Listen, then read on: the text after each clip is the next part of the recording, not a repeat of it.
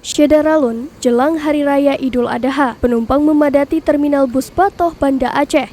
Rata-rata mereka adalah penumpang dengan tujuan luar Aceh, yaitu sejumlah kota di Sumatera Utara.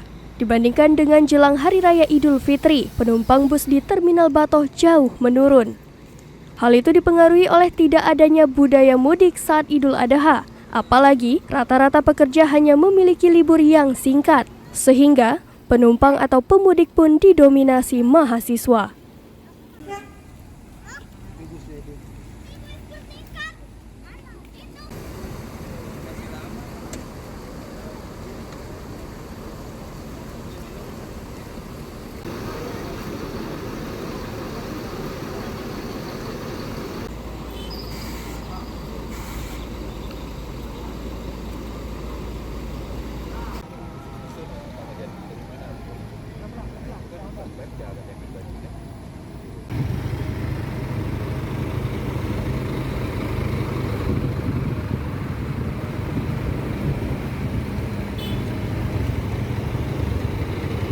Dari Banda Aceh, Muhammad Nasir, Serambi On TV.